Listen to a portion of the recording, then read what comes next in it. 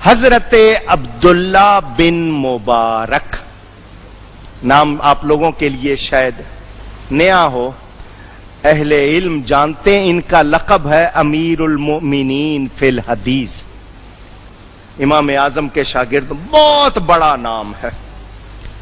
حضور صلی اللہ علیہ وسلم ان کو خواب میں ملے، فرمایا عراق میں بہرام مجوسی کا مطلب آگ کی پوجا کرنے والا، بہرام نام ہے، اس کو خوشخبری سناؤ وہ میرے ساتھ جنت میں جائے گا۔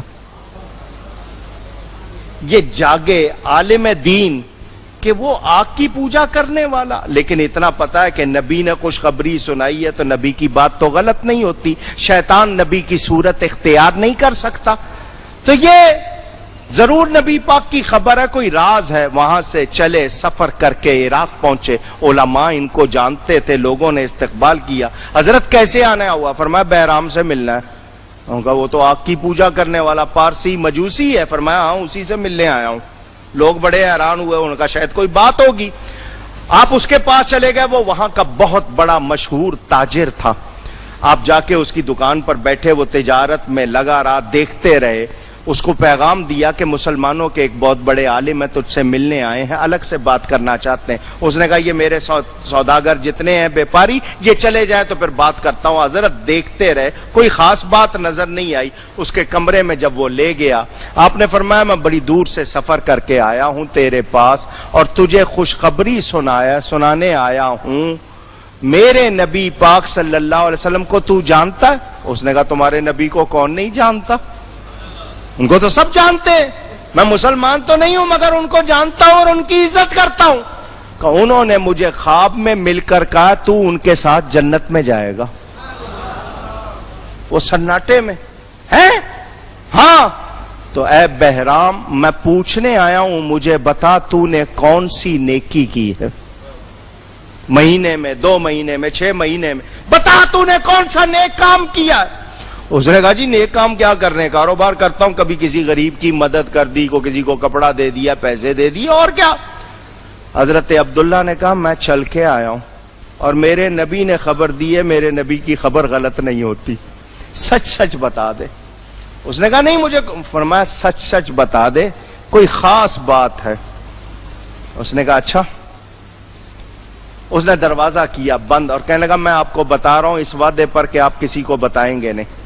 فرمایا ابھی فوراً نہیں ظاہر کروں گا، تجھ سے وعدہ کرتا ہوں۔ اس نے کہا جی میرا ایک ہی بیٹا، میں بہت مالدار ہوں، آپ نے دیکھا، میں نے اس کی شادی کی تو بڑی دھوم دھام سے، بہت انتظام کیا، صبح کا کھانا کھولا اور کھلی چھٹی، جو آئے جتنا کھائے جتنا لے جائے، کھلی چھٹی۔ یہ نہیں ہے کہ جی اتنا ہی مل رہا ہے اتنا نہیں مل رہا، کھلی، کپڑے بھی دیے، برتن بھی دیے، تحفے بھی دیے، سارا دن لوگ چلتے رہے۔ رات، آدھی رات تک کھانا چلتا رہا۔ جب بالکل سب فارغ ہو گئے، میں نے خادموں سے کہا، انہوں نے بھی کھا لیا، میں نے ان سے کہا جاؤ سو جاؤ۔ میں بھی آیا اور اپنے بستر پر لیٹ گیا۔ لائٹیں تو اس زمانے میں ہوتی نہیں تھی، چراغ ہوتے تھے۔ ابھی میں لیٹا ہی تھا تو کسی نے دروازے پر دستک دی، مجھے اچھا نہیں لگا، خادم سارے سونے چلے گئے تھے ورنہ میں کسی کو بھیجتا کہ جاؤ دیکھو۔ میرے دروازے پہ آدھی رات کو کسی نے دستک دی، میں بڑا پریشان، کون ہے؟ میں تھک گیا تھا، لیکن میں جب آیا تو ایک عورت کھڑی تھی پھٹے پرانے لباس میں۔ اس کا لباس بتا رہا تھا کہ اس کے پاس پہننے کو پورے کپڑے نہیں، پھٹے ہوئے۔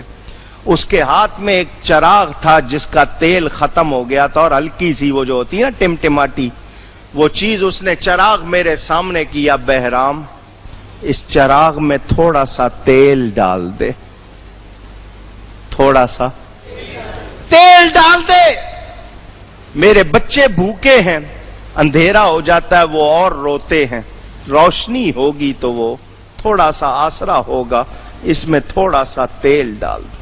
بہرام کہتا ہے مجھے غصہ آ گیا، سارا دن کھانا کھلا ہوا تھا، کوئی پابندی نہیں تھی، کوئی روک ٹوک نہیں تھی، تو بھی آ جاتی، اپنے بچوں کو بھی لے آتی، جتنا چاہتی کھا لیتی، تو اب رات کے آدھی رات کے وقت آئی ہے۔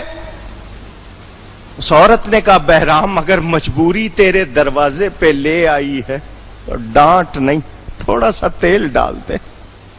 مجبوری لے آئی ہے. میں کبھی کسی کے دروازے پہ نہیں گئی, تیرے دروازے پر اگر مجبوری لے ہی آئی ہے تو باتیں کیوں سناتا ہے؟ تھوڑا سا تیل ہی تو مانگ رہی ہوں.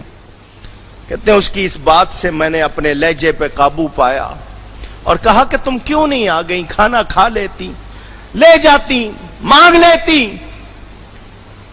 اس عورت نے پھر کہا بہرام ہو سکے تو تھوڑا سا تیل ڈال دے, میں تجھ سے کچھ اور نہیں مانگتی.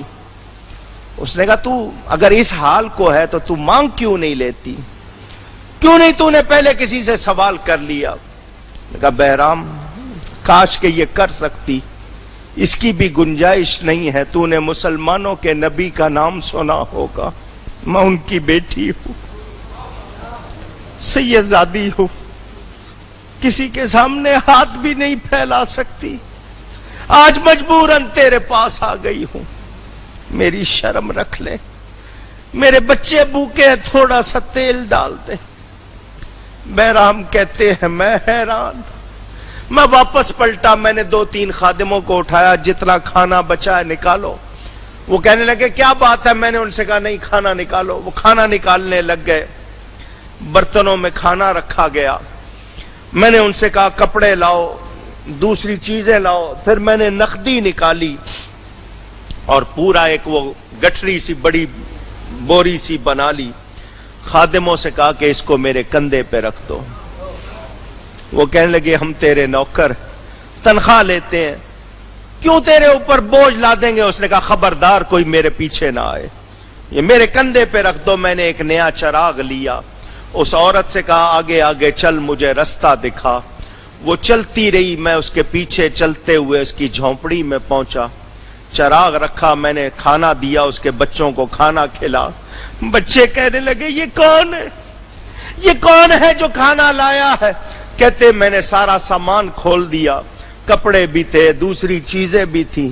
بچوں نے کہا کھانا بعد میں کھائیں گے, اس کے لیے دعا پہلے کریں گے. اللہ اکبر, اس کے لیے پہلے دعا کریں گے. ان بھوکے بچوں نے, سیدزادوں نے دعا کی, جتنے بھی تھے بہن بھائی انہوں نے دعا کی اللہ تیرا حشر ہمارے نانا کے ساتھ کرے. اے عبداللہ تم اتنی دور سے سفر کر کے آئے ہو, تمہارے نبی کی وفات کو اتنے برس ہو گئے, وہ آج بھی دیکھ رہے ہیں, وہ آج بھی سن رہے ہیں. انہوں نے تم کو بھیجا ہے, میں تم کو گواہ بنا کر کلمہ پڑھتا ہوں لا الہ الا اللہ محمد الرسول. میں اس دین کو قبول کرتا ہوں.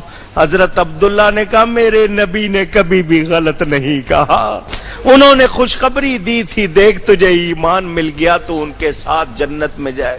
اس نے اپنے غلاموں کو بلایا, میں نے اسلام قبول کر لیا ہے, میرے پاس اب وہی رہے گا جو مسلمان ہے, جو مسلمان نہیں وہ جا سکتا ہے.